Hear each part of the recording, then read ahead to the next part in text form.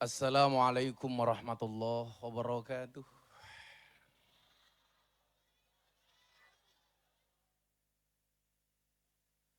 Alhamdulillahil qail. A'udzu billahi samil alimi minasyaitonir rajim. Bismillahirrahmanirrahim. Wa kullan naqussu 'alaika min amba'ir rusuli ma nuthabbitu bihi fuadak. Allahumma salli wa sallim wa barik ala hadan nabiyil karim sayyidina wa maulana Muhammadin wa ala alihi wa ashabil mujahidin at-tahirin.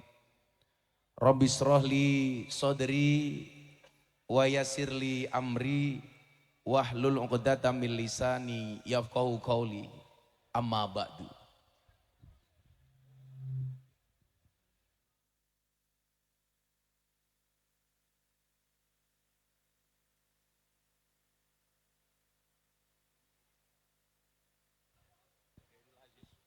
Hadratal muhtaramin, para masyayikh, para kiai, para alim ulama, para habaib, wabil khusus panjenenganipun Abah Ali Masyhuri.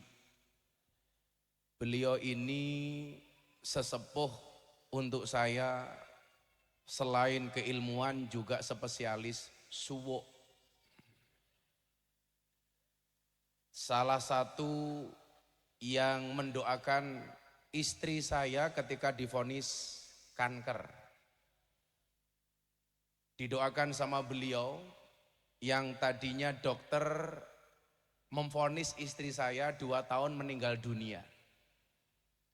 Alhamdulillah salah satunya atas doanya Abah Ali, hari ini istri saya sembuh total. Hampir semua doa yang dikasih Gus Ali untuk saya semuanya mustajabah, kecuali doa nambah istri. Belum terbukti sampai hari ini. Semoga beliau panjang umur, semoga beliau sehat. Segenap para kiai dan masyayikh, para sesepuh engkang tuhu kinabekten.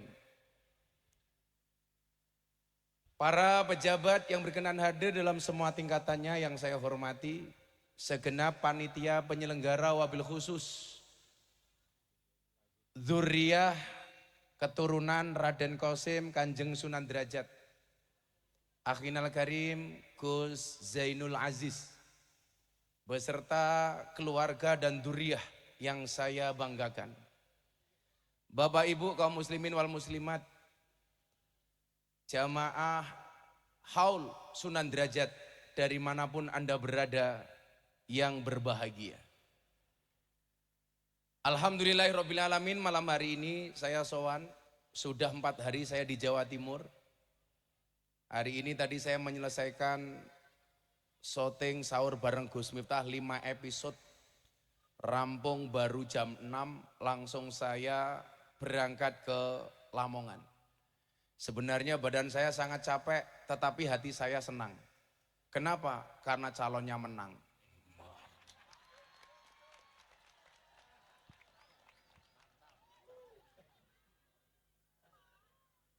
Ada 2 perasaan yang kemudian ketika saya harus sowan Kanjeng Sunan Derajat. Yang pertama, sebenarnya perasaan malu.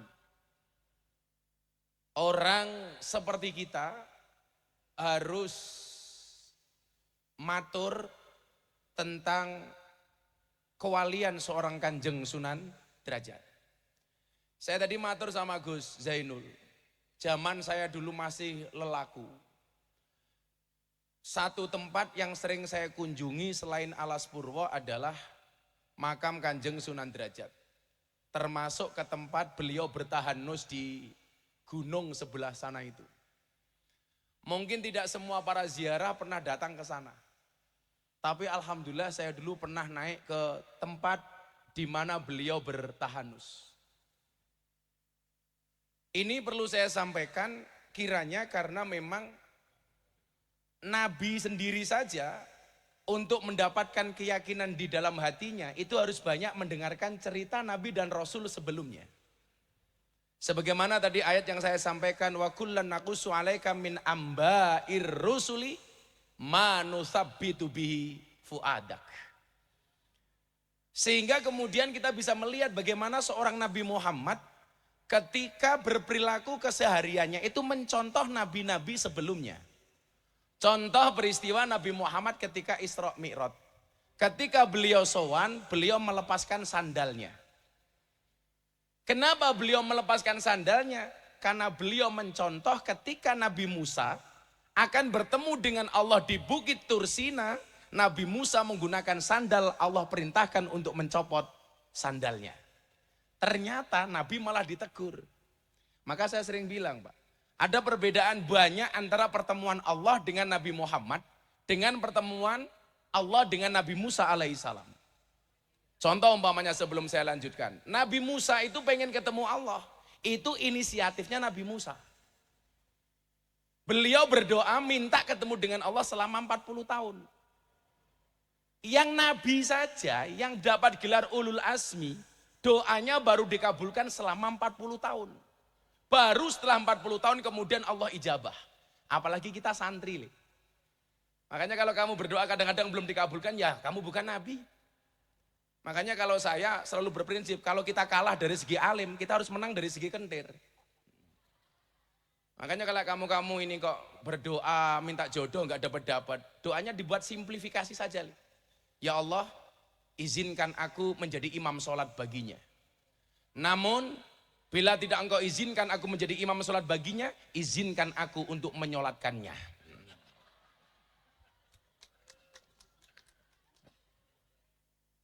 Tapi kalau santri-santri begini insya Allah, masa depannya insya Allah.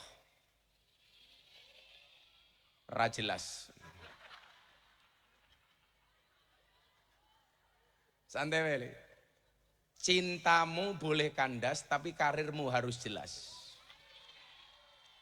Kenapa? Karena karir yang jelas akan mengundang cinta yang berkualitas.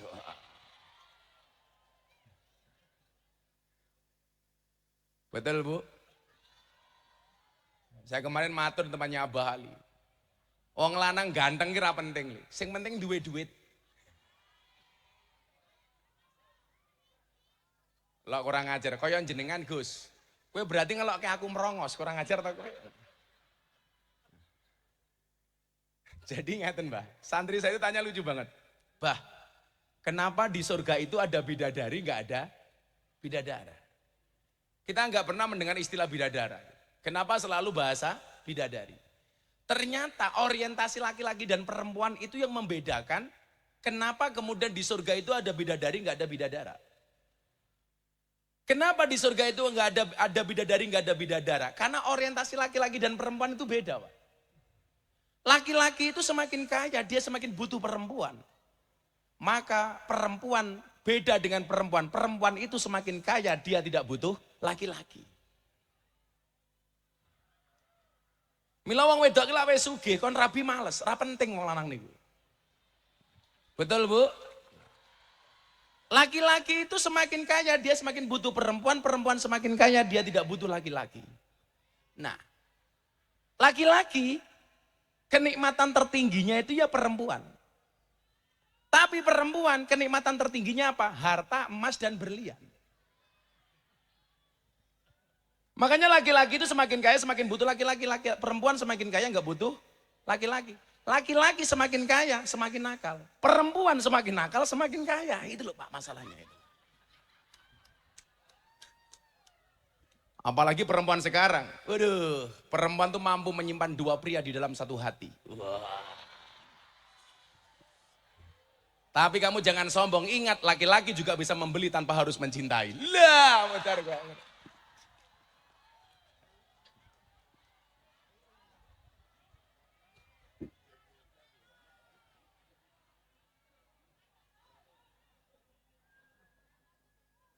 Saya ini pengen menceritakan Nabi Musa dicontoh oleh Nabi Muhammad itu termasuk nanti pada akhirnya saya mau cerita.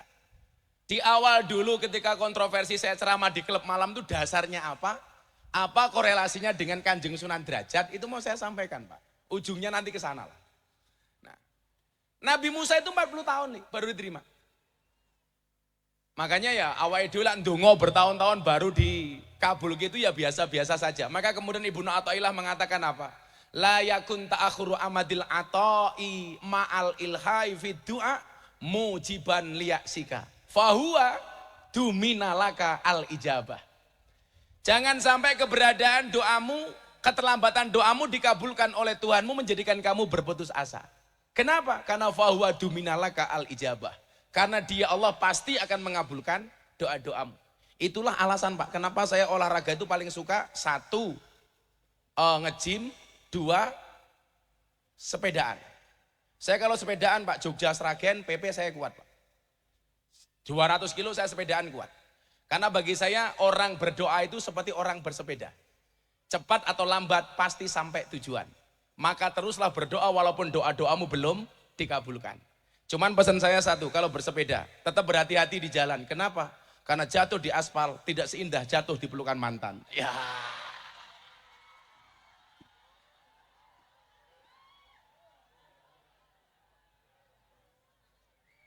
Kata-kata.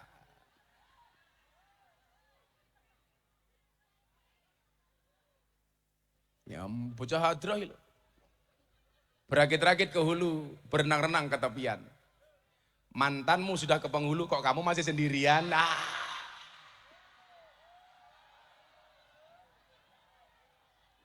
Kalau Nabi Musa itu ketemu Allah atas permintaan Nabi Musa. Sementara Nabi Muhammad itu ketemu Allah atas perintahnya Allah. Jadi kalau Nabi Musa itu mengajukan, Nabi Muhammad itu diundang.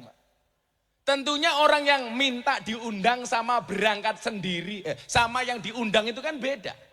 Gimana pembuatan Bu? Kalau kita mengajukan untuk ketemu dengan Pak Jokowi dan kita dipanggil Pak Jokowi itu kan beda.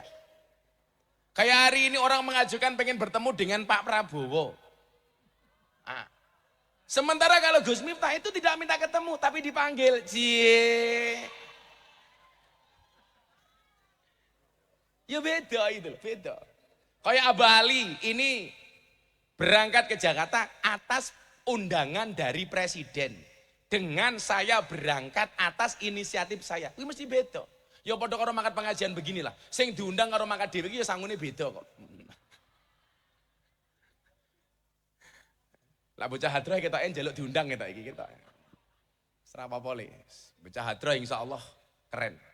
Alah bocah hadrah modalnya mung sarung, jawaban. Aja mok delok sarunge tapi deloken ilmune goblok gitu loh sih.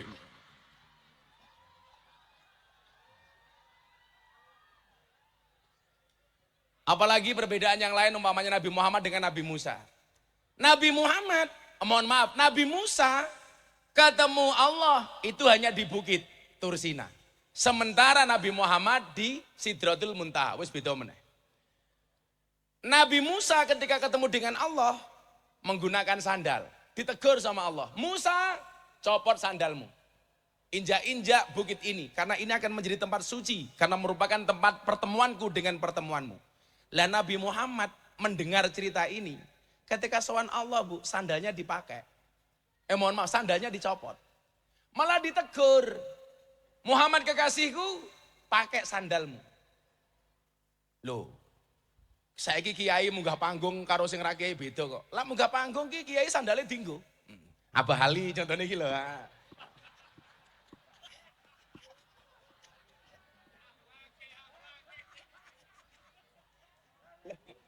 Loh lah kayak kita harus dicopot lah Abah Ali ora apa-apa itu loh. Kok Abah Ali rawuh tenggone panjenengan, sandalnya mau dicopot. Ampun Mbah, diasto mawon, diagem mawon sandale. Nggih ta? Lah awakmu sing teko, copot beda, Bro. Kualitas iki lagi beda. Jadi Nabi Musa itu disuruh mencopot sandal, Nabi Muhammad suruh menggunakan sandal. Maksud saya apa? Seorang nabi sekalipun itu butuh diceritakan kisah-kisah nabi-nabi sebelumnya. Tujuannya untuk apa? Tujuannya adalah manusabbitu bi fuadak. Supaya hati ini luwih yakin. Lah kaya awake dhewe niki nyuwun sewu, butuh datang terhadap hal-hal para masyayikh, para kiai, terlebih para wali. Itu sama tujuannya. Manusia B2B adak dalam konteks yang lebih kecil. Sehingga kemudian apa? Kalau Habib Lutfi mengatakan sama kita dulu begini, salah satu hal itu dilaksanakan selain wayut karufihi manakibul mutawafa. Makanya tadi sebelum saya sowan sama Abah Rawuh, itu kan tadi pasti ada di dalamnya apa cerita tentang perjalanan Sunan Derajat. Karena ini bagian dari wayut karufihi manakibul mutawafa. Selain itu apa? Hal ini sebenarnya dilaksanakan dalam rangka menumbuhkan rasa apa? Rasa malu. Rasa malunya siapa? Rasa malu yang hidup kepada yang mati. Yang mati saja mohon maaf. Masih bisa membahagiakan sekian banyak orang. Mosok awake dhewe urip ora iso gawe seneng marang liyan. Coba gara-gara haulnya Sunan Derajat. Enggak usah haulnya lah, yang kulayom kita bisa saksikan keberadaan makam beliau. Bagaimana kemudian kita tidak malu. Yang sudah sowan sama Allah masih bisa memberikan sekian banyak kebahagiaan. Yang mati membahagiakan yang hidup. Lah mosok awake dhewe sing urip kok gawe susah sing urip. Contohnya sing gawe susah niku sinten? Cetha kalah ora trimo. Lah niku termasuk niku. Gawe susah niku. Lah wong rakyate wis trimo.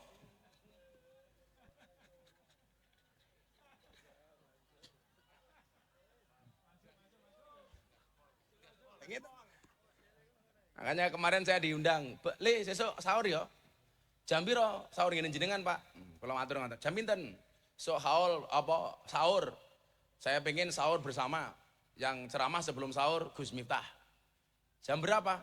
Jam 02.58. Jamnya itu loh. Tapi sekalian sesuk bukanya jam piro? Jam Ganjar plus Anies. Hah? Maksudnya 16.24. Nah.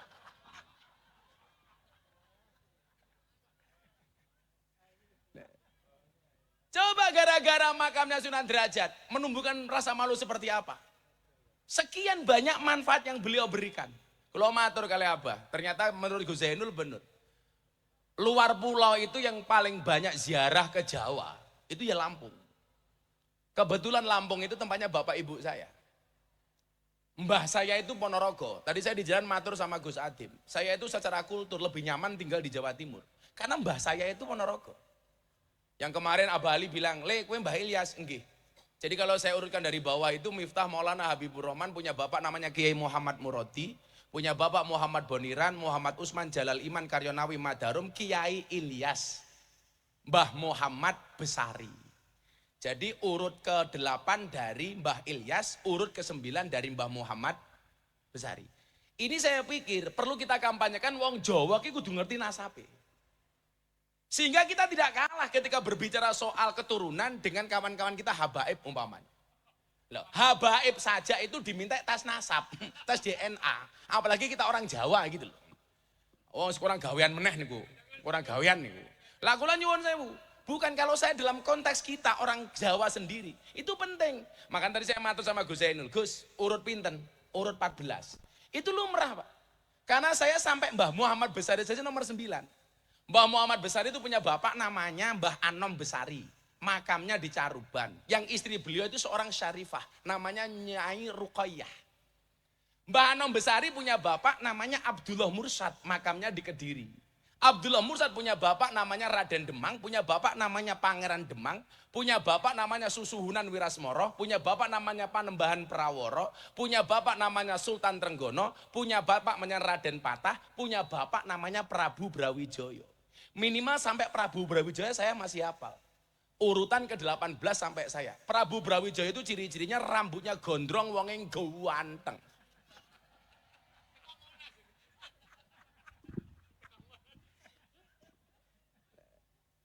Nah, Mbah Sunan Derajat inilah yang kemudian menjadi salah satu inspirasi saya.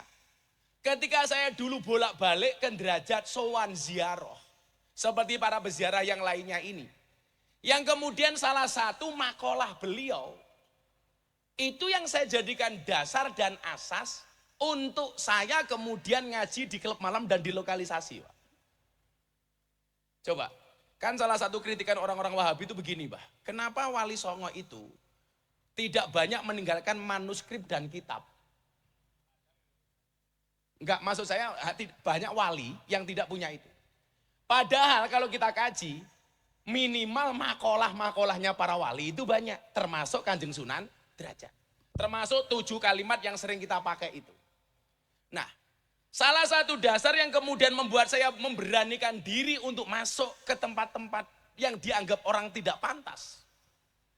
Salah satunya adalah apa yang pernah disampaikan oleh Kanjeng Sunan Derajat yang sering kita dengar.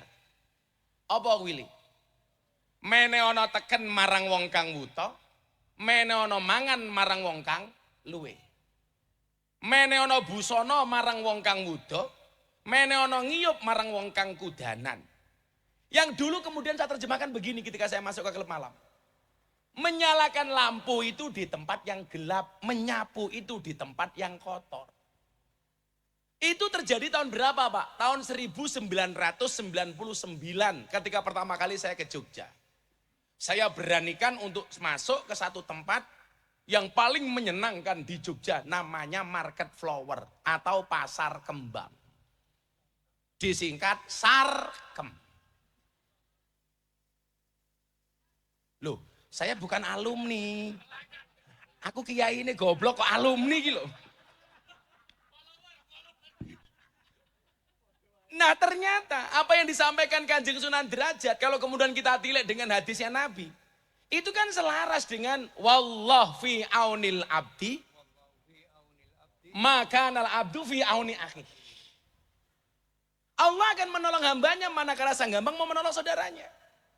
Atau kemudian dalam hadis lain kita melihat ahabun nas ilallahi anfa'uhum linnas wa ahabul a'mali ilallahi sururun tudkhiluhu ala muslim. Maka disitulah kemudian saya melihat cara dakwah dan polanya Kanjeng Sunan Derajat itu kalau kita lihat secara ilmiah.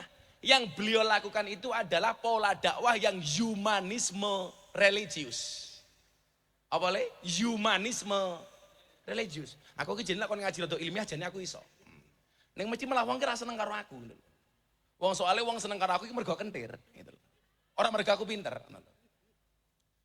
Kula niku nganu nggih. Kula niku bersyukur. Kula niku bola-bali matur kali abal.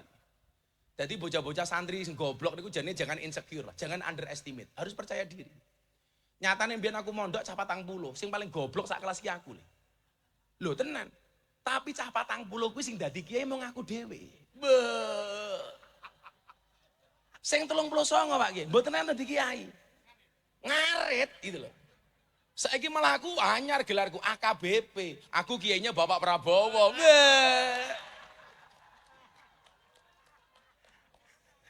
Menang ki bebas.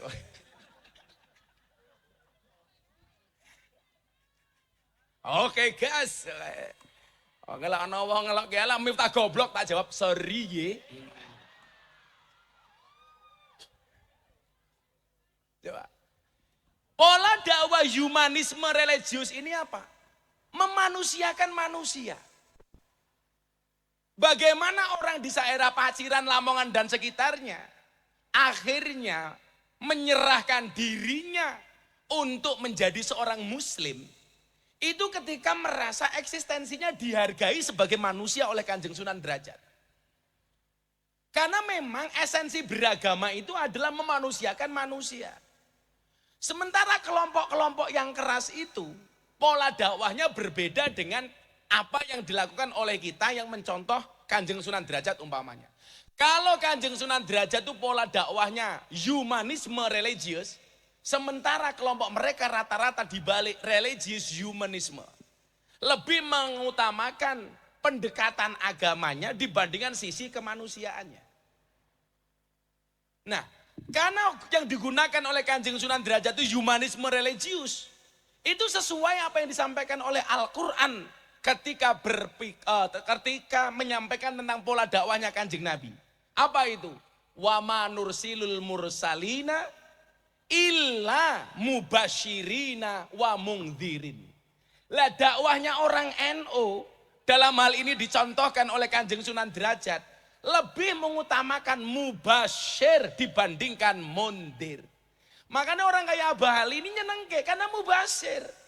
Kowe pengen warungmu laris? Wah, golek pelayan sing ngayu sing susune gede.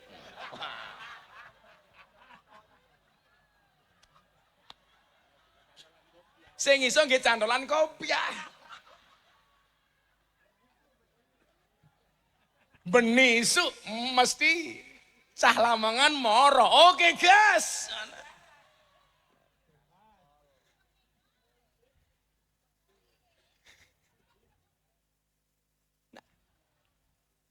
Loh, saya ingatin Pak, ngapunten nggih.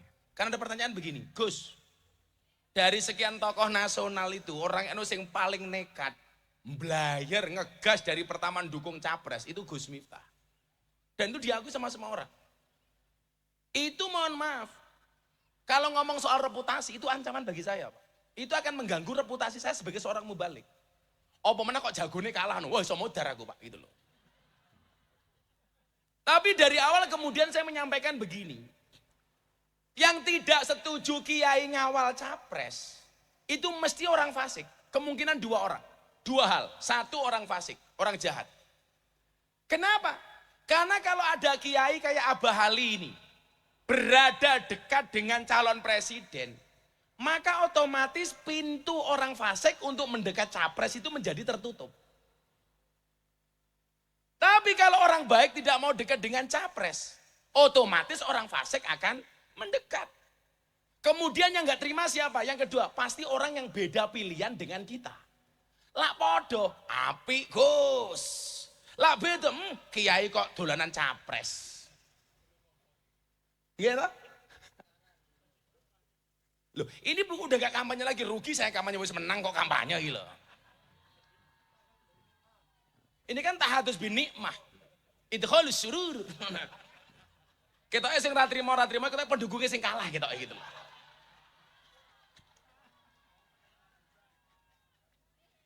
Seri Nah, persoalannya begini, Pak.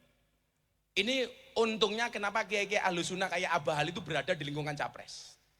Coba Anda lihat, saya sering matur.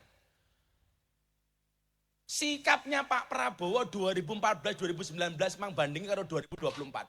Beda, Pak. Biyen atos, Pak. Wong sekeliling ulama-ulama atos kok. Loh, baru sadar ya. Dulu Pak Prabowo 2014-2019 itu keras, Pak. Galak. Kenapa? Karena di sekelilingnya ini orang-orang keras. Bangsa FPI, HTI, 212. Malah kaya Wiro Sableng tak? Gitu loh. Coba sekarang Pak Prabowo itu kelihatannya apa? Gemoy. Ayo. Santuy. Lah, kiai ini model Abah Ali kok kepiye tak? Iya tak? Makanya kan beliau mas kita. Calon presiden sing paling cerdas kuwi Anies.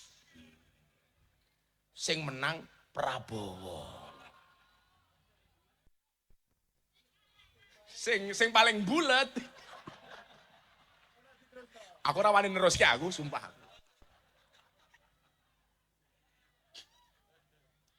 Maka benar apa yang kemudian disampaikan oleh Ibnu Athaillah. Apa? Latas habman layun hiduka haluhu walayadulluka alallahi maqaluhu. Artinya pola seseorang itu tergantung sahabat orang-orang yang ada di sekitarnya, Pak. Hari ini nyuwun sewu. Ketika ada sekian banyak kiai Ahlus Sunnah di sampingnya Pak Prabowo umpamanya, kita punya harapan gambaran istana ke depan itu tetap Ahlus Sunnah. Coba Anda bayangkan kalau kemenangan Pak Prabowo sekarang di sekelilingnya itu orang-orang Wahabi, Pak, sing wong sing cangkeme atos. Ayo, nanti pas pampres begitu ada orang datang, takbir, lah cilaka, Pak. Kalau sekarang full senyum, senyumin saja. Lah, ya beda meneh kuwi. Makanya saya bilang ketika saya acara gerakan moderasi bersama tokoh-tokoh Hindu di Bali. Allah itu ketika kita berbicara keadilan, konsepnya apa? Wadu'u syai'in fi mahalli. Meletakkan segala sesuatu sesuai dengan porsinya. Contoh bentuk keadilan Tuhan kepada Indonesia niku napa? Menempatkan pulau seindah Bali dengan mayoritas orang non-Islam yang ada di dalamnya. Sehingga Bali bisa berkembang. Maju. Wong nganggo sempak kotangan tok, monggo. Sumur susune dijemur, monggo. Loh. Coba Anda bayangkan kalau pulau seindah Bali itu di dalamnya orang Islam yang keras-keras, Pak.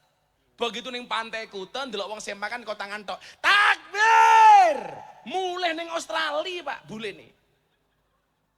Loh kalau saya sama Gus Zainul lihat seperti itu bukan takbir, Pak, traktir. Nah, maksud saya ini selaras dengan humanisme religius yang pondasi dan asasnya itu sudah diletakkan oleh Kanjeng Sunan Derajat. Makanya saya dulu santai saja ketika masuk. Saya yang sering cerita itu. Saya itu kan dulu masuk ke lokalisasi itu Pak setiap malam Jumat, Pak. Setiap malam Jumat saya datang ke musola. Musola itu saya kasih nama MTS, Musola Tengah Sarkem. Wes, pokoknya saya sholat di situ, wirid, matehai. Untuk mbak-mbak londe, Al-Fatihah itu guys. Sampai akhirnya malam ketiga, preman terbesar di Jogja waktu itu almarhum Gunardi Joko Lupito dengan membawa senpinya, itu datang ke saya, Pak, begini. Macam-macam tak pateni. Ya karena otomatis apa yang saya lakukan mengganggu stabilitas mereka di dunia kemaksiatan. Namanya gunjek. Macam-macam tak pateni. Saya cuma matur, Om, kasih saya kesempatan. Toh saya hanya mendoakan mereka, salah saya di mana? Ya wes terus no. Sampai akhirnya malam ke-7, Jumat ke-7 saya datang, yang ngikuti saya dari belakang bukan lagi preman, mbak-mbak begenggeknya ini. Begitu saya masuk musola, yang kemarin saya renovasi, Pak. Sekarang musola saya kasih karpet bagus, saya ganti atap, saya cat, ganti keramik, macam-macam. Akhirnya dari situ, mbak-mbak ini beberapa PSK datang, mengikuti saya masuk ke musola ini. Saya biasanya kalau sholat malam, surat pendek atau Fatihah yang saya baca itu pasti sir. Karena di belakangnya ada mbak-mbak begenggek ini. Tapi demi Allah, Pak, saya ngaji sama mereka sudah 20 tahun lebih. Sekalipun saya nggak pernah manggil mereka di hadapan mereka begenggek atau londe, itu nggak pernah. Kan nggak mungkin, mbak-mbak para londe rahimakumullah kan nggak mungkin. Jelas nggak mungkin. Atau Allah umruhum munak cilaka. Saat itu, begitu saya baca Fatihah, kok mereka di belakang saya kok ikut mendengarkan nyemak orang sholat. Akhirnya, bacaan surat yang saya baca secara sir, itu saya baca secara jahar. Saya ingat betul waktu itu yang saya baca itu surat Al-Muzammil, kelingan. Setelah Fatihah saya baca, mereka mendengarkan. Ya ayyuhal muzammil. Qumil laila illa qalila nisfahu wa winqus minhu qalila aw zid alaihi warattilil qur'ana tartila inna sanulqi alaika qawlan saqila. Yang kemudian membuat saya ternyuh apa? Mereka yang dianggap ahli maksiat mendengar tartil Quran nangis, Pak. Kerungu wong ngaji ki nangis. Wallah mereka nangis. Kemudian saya lanjutkan di pertengahan ayat itu kan apa ya? Pertengahan ayat cerita tengane piye? Lali aku. Bukan pertengahan surat Al-Qur'an, ayat surat Al-Muzammil tadi itu.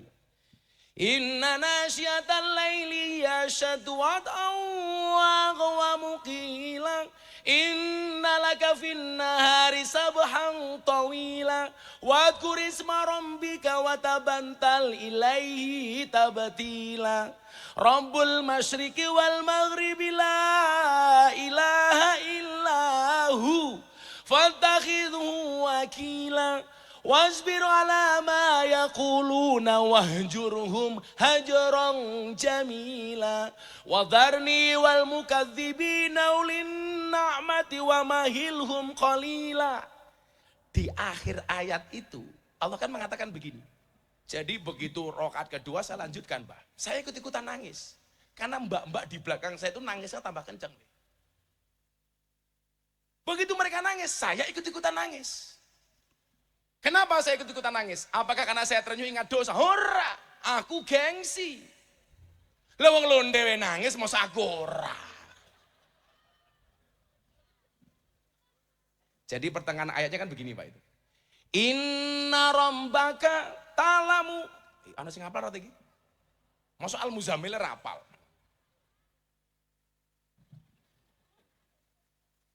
Wah, ra sida tak sangoni we.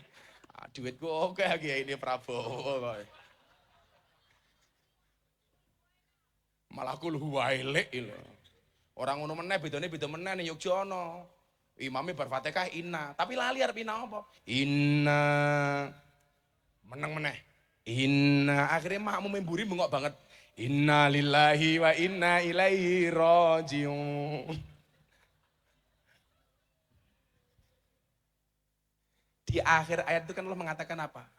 Wastaghfirullah.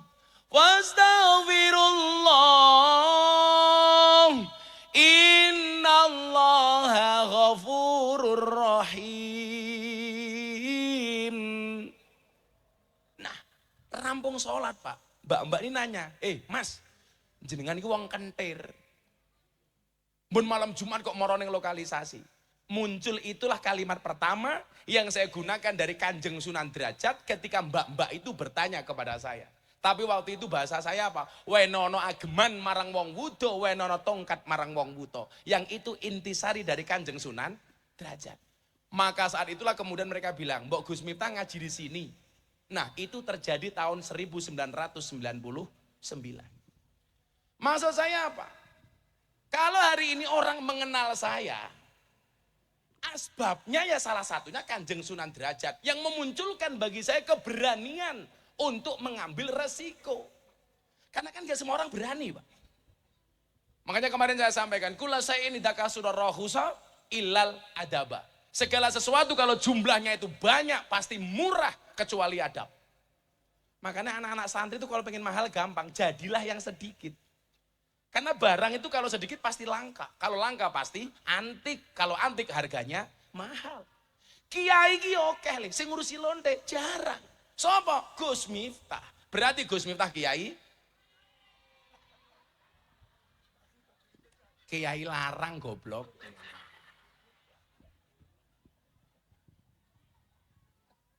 Nah, makanya wingi pas kula bah ono undangan saka Kanjeng Sunan Derajat.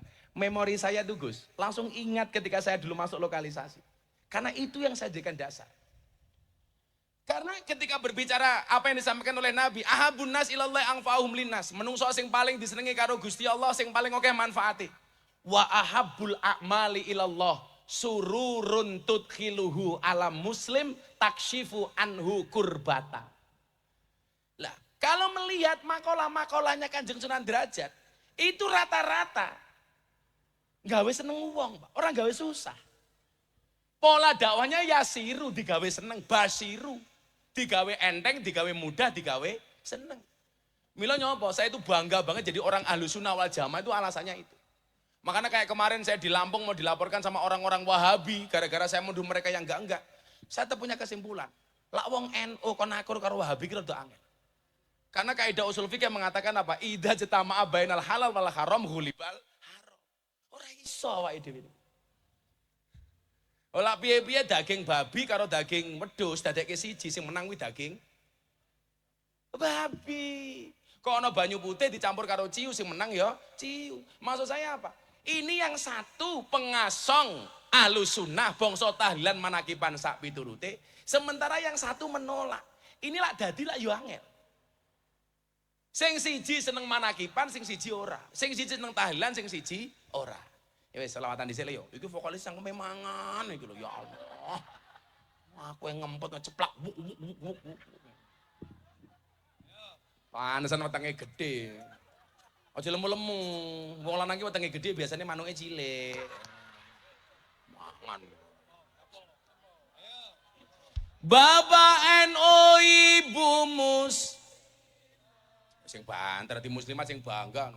Limet. Bapak NU Ibu Mus. Kakang Ansara Deva.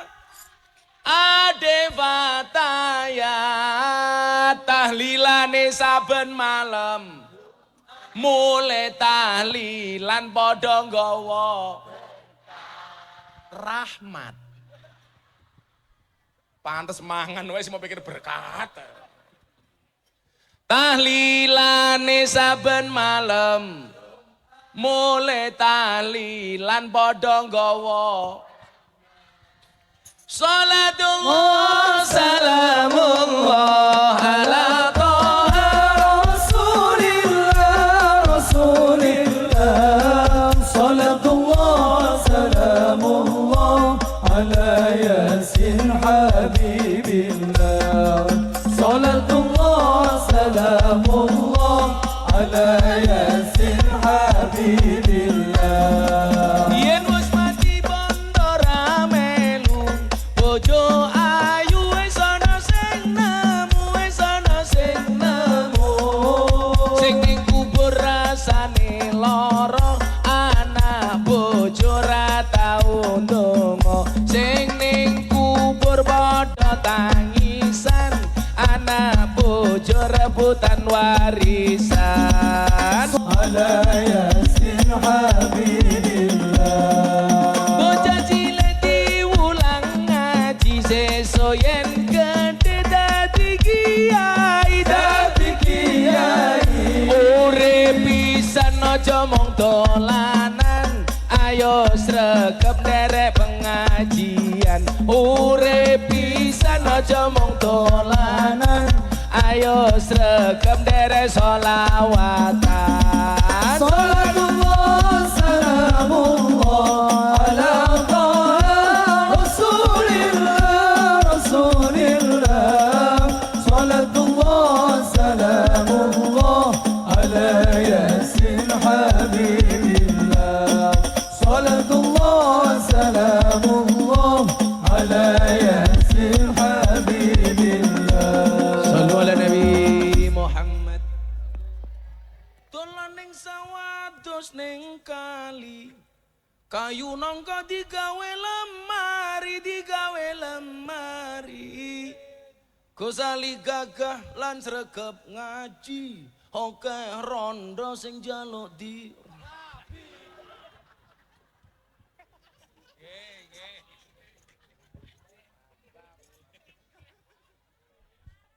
walat aku. Loh kan nganu to, du'aul mar'i li akhihi ka du'aihi li nafsihi. Dadi lek aku ndongake wong liya kuwi padha karo ndongake awakku dhewe. Neng aku ora wani. Lah sing gelem wah antri, Bro. Gantengnya kaya ngene kok. Tapi sorry ya, saya adalah laki-laki yang setia. Karena saya punya prinsip lelaki yang hebat bukan lelaki yang mencintai banyak wanita, tetapi mencintai satu wanita dengan banyak cara. Saya harus ngomong seperti itu. Kenapa? Karena direkam banyak kamera. Konangan bojoku modar, Pak. Alah, ngalim-alime kiai. Dikitak bojone goblok dadak tak kandhani. Lah wong Sayyidina Umar setan iblis demit wedi karo Umar. Beli aja wedi karo bojone kok. Mila lah ana wong Lamongan bojone galak niku insyaallah dua kemungkinan. Kemungkinan pertama Anda akan diangkat menjadi walinya Allah seperti Umar. Amin. Atau kemungkinan kedua min alamatil stroke.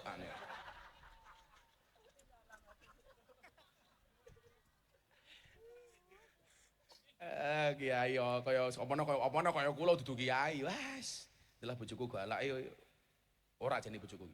Mung bojoku iki ahli sejarah. Dadi lek sing lanang duwe salah pisan seumur hidup kelingan terus. Curhat mbahmu ki curhat itu. Karena perempuan itu karakternya kalau disakiti nggak pernah lupa, kalau menyakiti nggak pernah ingat. Ciri-cirinya jilbabe coklat. Gitu. Terakhir sebelum Abah Ali dawuh, mungkin satu dalil yang perlu saya sampaikan, jangan gampang menghakimi orang lain dengan perbuatan dosanya. Ruyan al-Imam Malik annahu kana yakul la tangzuru fi dzunubin nas ka'annakum arbabun. Janganlah kalian lihat dosa manusia seolah-olah kalian adalah Tuhan. Wangzuru ila dzunubikum ka'annakum abidun. lihatlah dosamu sendiri, seolah-olah dirimu adalah budak. Farhamu ahlal bala, sayangilah orang-orang yang terkena musibah. Wahmadullah alal afiyah, pujilah Allah atas keselamatan.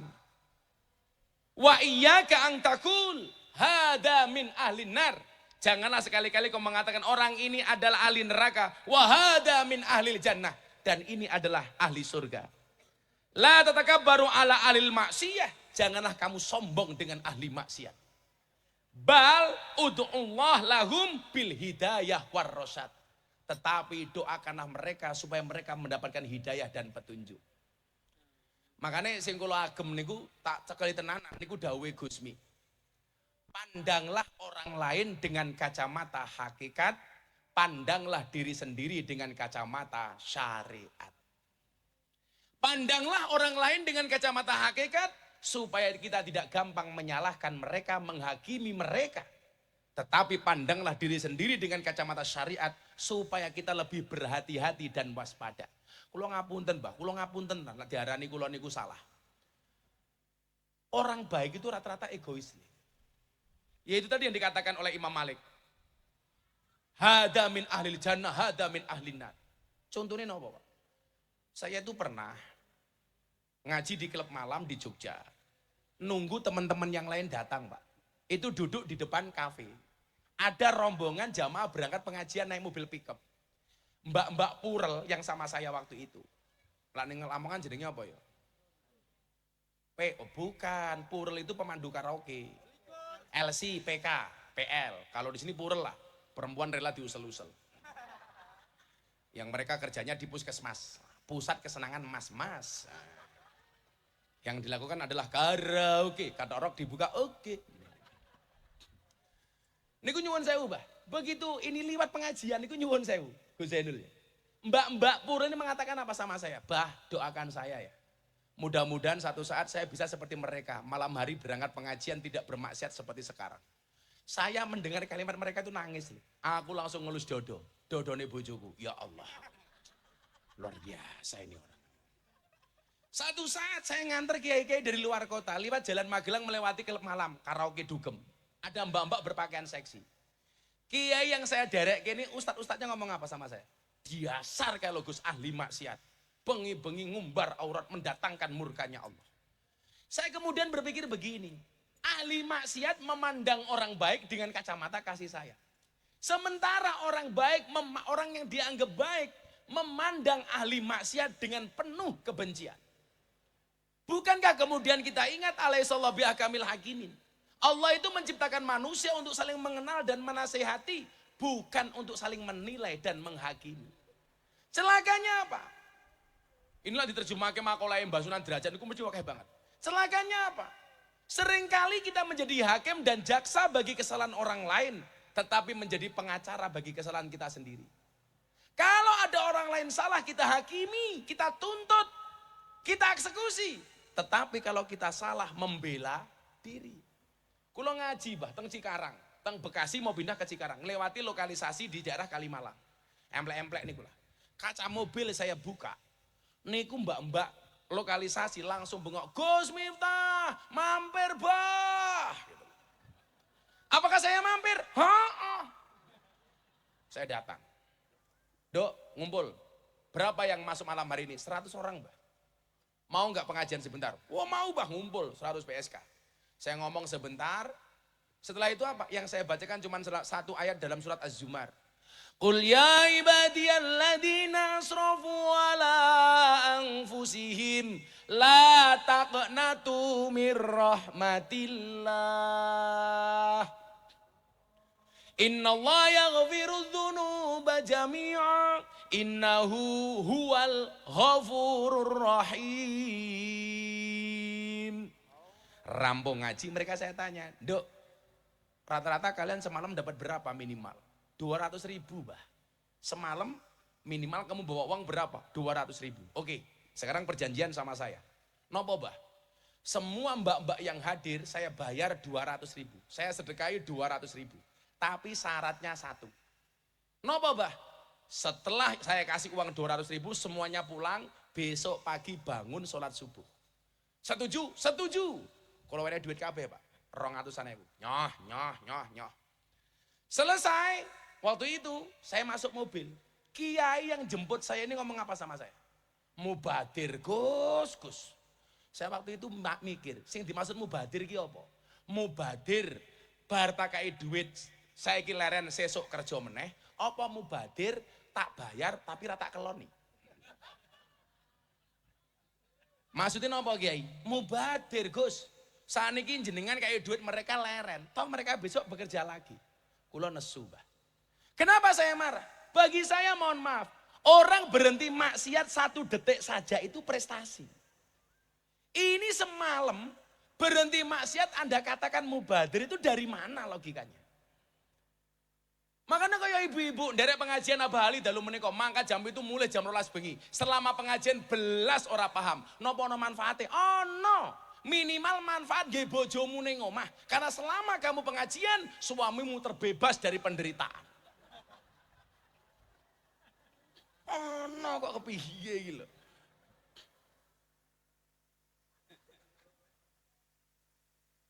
Lah kaya ana mbak-mbak PS kan Pak sedo, Mbak. Saya layat kan ndongake. Ya saya layat ndongake. Mbah Mudine bengok. Nyuwun sewu para rawuh, almarhumah menika saya nomo awon. Liyane belas rono sing mani jawab. Mergo dianggap PSK meninggalnya pas kebakaran di lokalisasi Sarkem. Kebakaran mati. Meneng kabeh. Kula bengok, saya nopo awon, saya nopo awon, rampung saya diprotes. Gus, niku PSK kok jenengan ditakoni saya napa jawabnya saya. Maksudnya napa? Kowe salah. Kenapa saya jawab saya? Karena kematiannya itu minimal membawa kebaikan untuk dirinya sendiri. Gara-gara dia mati wis ra nglonte meneh. Loh, nggih napa mboten, Gus?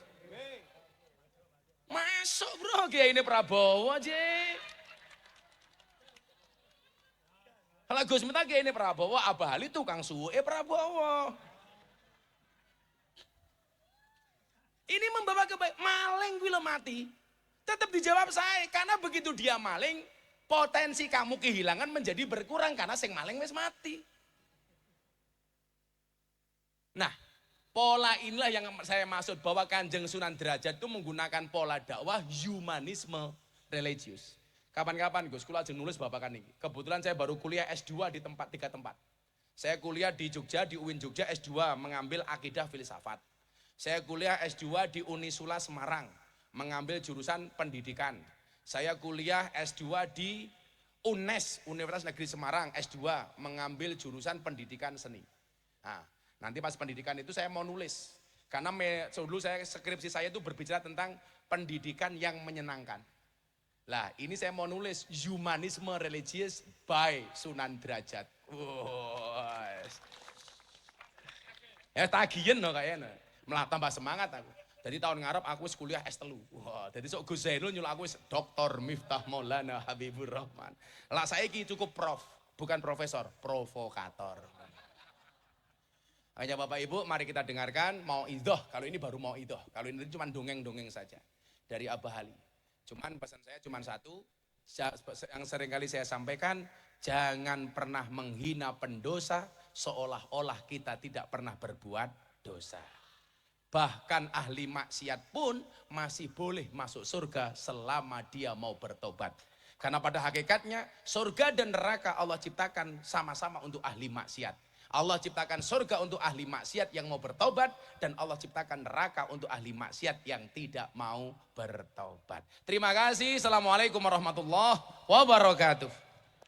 Waalaikumsalam warahmatullahi wabarakatuh. Kepada Gus Miftah Kiai Haji Miftah Maulana Habibur Rahman Yogyakarta dihaturkan banyak terima kasih. Kaum muslimin muslimat, para masyayikh, jamaah istighosah dan pengajian akbar Haul Raden Qasim Sunan Derajat ke-514 yang dirahmati oleh Allah. Marilah kita dengarkan mau'izatul hasanah selanjutnya yang dirangkai dengan barokah doa oleh beliau Kiai Haji Agus Ali Masyhuri Sidoarjo. Dumateng panjenenganipun Abah Ali wekdal kula sumanggaaken.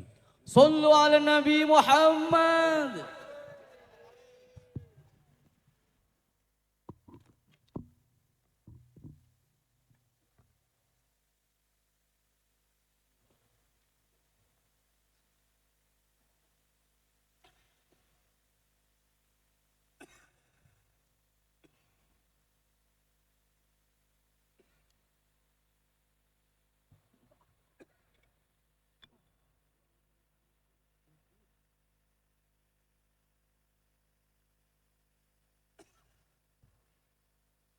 Assalamualaikum warahmatullahi wabarakatuh. Cek. Alhamdulillah. Alhamdulillah haqqa hamdih. Allahumma salli ala sayyidina Muhammadinil Fatihi. Lima ughliqa wal khatimi lima sabaq. Nasiril haqqi bil haqq wal hadi ila siratikal mustaqim. Wa ala alihi haqqa qadrihi wa miqdarihil azim.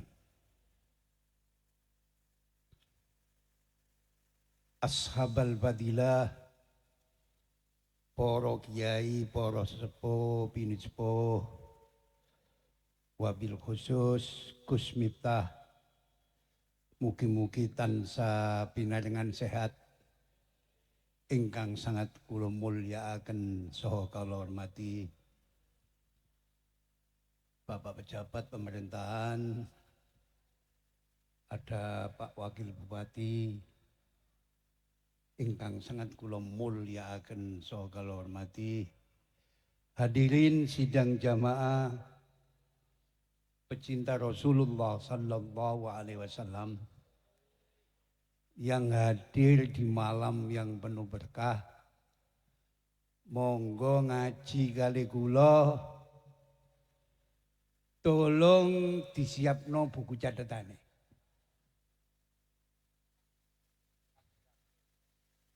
Pertama saya mengambil apa yang disampaikan Imam Sufyan ibnu Uyainah, guru dari Syekh Ahmad bin Hambal dalam bidang hadis. Beliau punya satu tesis, Inda dzikri sholihin tanzilur rahmah. Pada menyebut nama orang soleh, turunlah rahmat. Selang beberapa tahun, dawuh ini diperkuat oleh beliau Hujjatul Islam Al-Imam Abi Hamid Muhammad bin Muhammad Al-Ghazali. Yang dimaksud inda dzikri sholihin tanzilur rahmah. Pada menyebut nama orang soleh, turunlah rahmat. Bukan rahmatnya yang turun, tapi sebabnya rahmat yang turun. Awalnya rahmat adalah melaksanakan kebajikan. Sedang awalnya kebajikan adalah mencintai orang-orang soleh yang istiqomah melakukan kebajikan. Stop. Bisa dilanjut? Bisa dilanjut? Sabda ini diperkuat oleh apa yang disampaikan oleh salah satu tabi'in yang terkenal, Ibnu Sirin. Inna hadal ilma dinun, fanduru amman ta'khuduna dinakum. Allahumma sholli ala Muhammad. Sesungguhnya ilmu ini, ilmu sanad adalah agama. Maka lihatlah dari mana kamu mengambil agama kamu. Allahumma sholli ala Muhammad.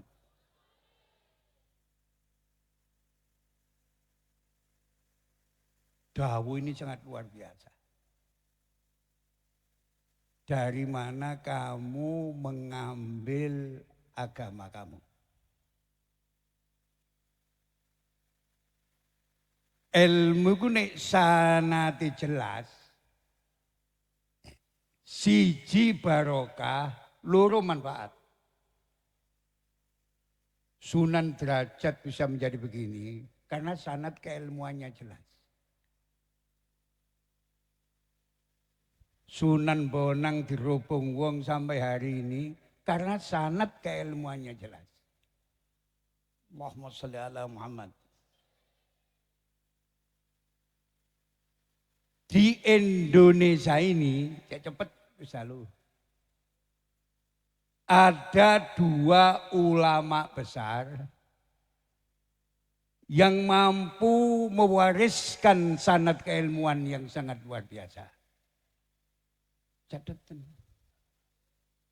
Siji beliau al-arif billah al-makfurlah Kiai Haji Muhammad Khalil bin Abdul Latif Al-Bangkalani Madura. Yang kedua Mbah Soleh Darat Semarang. Kedua kiai ini umurnya relatif sama, mondoki bareng ke Mekah, gurunya sama, sehingga mampu mewariskan sanad keilmuan yang luar biasa. Supaya lengkap kajian di Khol malam ini, di tahun 1850 Masehi ada 2 ulama Indonesia yang sangat luar biasa. Pertama Kiai Haji Abdul Manan Dipo Menggolo Termas Pacitan. Banyak Semak Put Termas. Allahumma sholli ala Muhammad. Yang kedua Imam Nawawi Al-Bantani. Rungokno. Rong kiai gede iki tidak dimiliki Malaysia. Tidak dimiliki Thailand, tidak dimiliki negara-negara Asia yang lain. Tapi asli produk ulama Nusantara, ulama Indonesia, wong Jawa, ketepatan adalah orang-orang Jamiah Nahdlatul Ulama. Allahumma sholli ala Muhammad. Bisa dilanjut. Tahun 1850. Malaysia belum punya intelektual semacam itu. Thailand belum punya, India belum punya.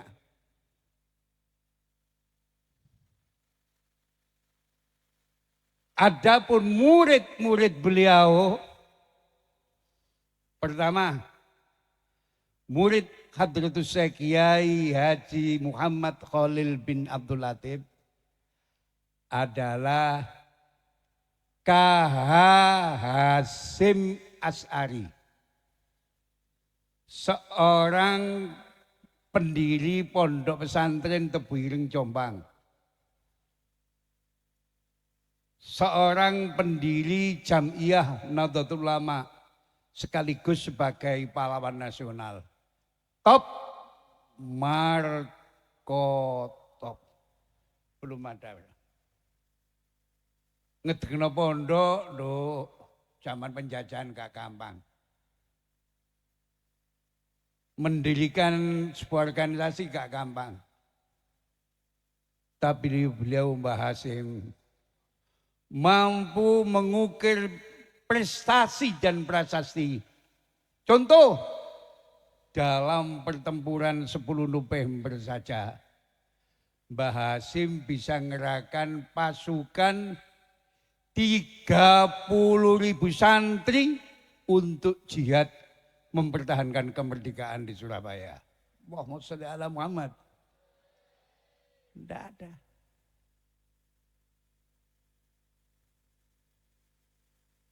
Ke selatan sedikit, di sana ada murid kesayangan beliau, KH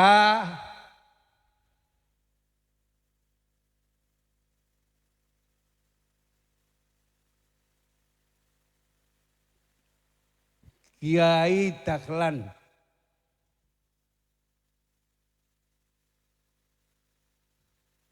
Yang mampu mengukir prestasi Minhajul Abidin sing lembute ngutasawufe.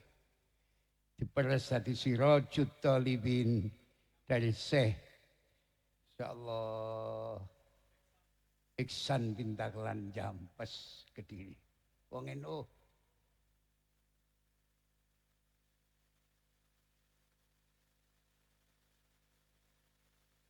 Ngalor sedikit di sana ada KH Wahab Hasbullah. Seorang penggerak Jam'iyah Nahdlatul Ulama. Pendiri Jam'iyah Nahdlatul Ulama. Sebagai pendiri pondok pesantren Bahrul Ulum Tambak Beras Jombang. Allahumma sholli ala Muhammad. Balik ke selatan. Di sana ada KH Romli. Kiai Romli. Insyaallah seorang mursyid Torekoh Qadiriyah Naksabandiyah dari Rejoso Peterongan Jombang. Ini murid tapi ketengan sekali. Ke timur sedikit di sana ada KH Abdul Karim. Insyaallah Sidogiri Pasuruan. Di sana ada KH Habib Abdullah bin Ali bin Hasan Al-Haddad Sangeng Bangil. Allahumma sholli ala Muhammad. Ke timur sedikit di sana ada KH Sidik Jember. Rata-rata anak cucunya menjadi kiai-kiai besar di Republik ini. Ada Mahfud Siddiq, ada Ahmad Siddiq, insyaallah ada KH Ali Mansur, penggubah Sholawat Badar itu Bani Siddiq semua. Ke timur sedikit ada KH Samsul Arifin. Insyaallah balik ke barat, ke utara sedikit. Daerah saya di sana ada KH Khodzin Buduran Panji Sidoarjo. Tatkala beliau Syekhona Khalil pulang dari Makkah Madinah mendapat amanat dari Rasulullah Sallallahu Alaihi Wasallam untuk menyampaikan salam kepada beliau Kiai Khosin. Dengarkan, wong diuluki salam Kiai Hamid Tekramat wong. Iki sing kirim salam iki Rasulullah Sallallahu Alaihi Wasallam. Dikolek. Ketemu wisat, waduh jelek. Ben salame kula terami. Allahumma sholli ala Muhammad. Di sana ada KH Yakub Buduran Panji Sidoarjo. Merupakan kiai konglomerat pada zamannya. Coro saiki eling Khairul Tanjung. Rata-rata masjid jame di Jawa Timur. Di sana ada jayanya Kiai Yakub Panji. Allahumma sholli ala Muhammad. Termasuk Masjid Jame Sidoarjo. Ikut bukan bangunannya Pemda, tapi jahiliahnya Kiai Yakub Panji. Allahumma sholli ala Muhammad. Kula dongakno sugih kabeh ning Kiai Yakub. Allahumma sholli ala Muhammad. Adapun murid dari beliau Mbah Soleh Darat termasuk R.A. Kartini, termasuk H.O.S. Cokro Aminoto. Otot delok Cokro iso maca kitab iki. Termasuk K.H. Ahmad Dahlan, pendiri Muhammadiyah. Ya Allah. Mulai konco-konco NU Muhammadiyah gak usah tukaran. Iku tunggal guru. Bahkan secara nasab kedua-duanya adalah dzurriyyah dari Sunan Giri Gresik. Allahumma sholli ala Muhammad. Allahumma sholli ala Muhammad. Bisa dilanjut? Bisa dilanjut? Inna hadal ilma dinun. Fanduru amman ta'khuduna dinakum. Sesungguhnya ilmu ini, ilmu sanad adalah agama. Maka lihatlah dari mana kamu mengambil agama kamu. Allahumma sholli ala Muhammad. Kalau yang diambil sanad keilmu jelas dari para wali-wali songo yang ada di negeri ini sambung kepada beliau Rasulullah sallallahu alaihi wasallam. Gak usah tes DNA, nek sanad keilmuane sumber itu kono, insyaallah sambung dengan beliau Rasulullah sallallahu alaihi wasallam. Muga-muga dadi keterangan sing barokah, dadi keterangan sing manfaat. Niki kula wacae dongae sebab pidato nduk kholi wali kok ale tawa-tawa. Rata-rata wali-waline Allah mboten demen ngomong. Gak ono waline Allah gedabur sih gak ono. Mulai langsung kula dungani sampeyan namini nggih. Donga niki jenenge sholawat Badawi Kubra. Guru kula dawuh nek ana kampung diwacana shalawat iki, insyaallah aman. Berkah, murah sandang, murah pangan, insyaallah penduduknya dari penduduk al-ibadah. Al-Fatihah. Bismillahirrahmanirrahim. Alhamdulillahirabbil alamin. Allahumma shalli wa sallim wa barik ala sayyidina Muhammadin nurid dat wa sairil asma'i was sifat. Allahumma shalli ala nuril anwar wa siril asrar wa tiryakil aghyar wa mitaqi babil yasar. Sayyidina Muhammadinil mukhtar wa alihil adhar wa ashabil akhyar. Adada ni'amillahi wa ifdalih.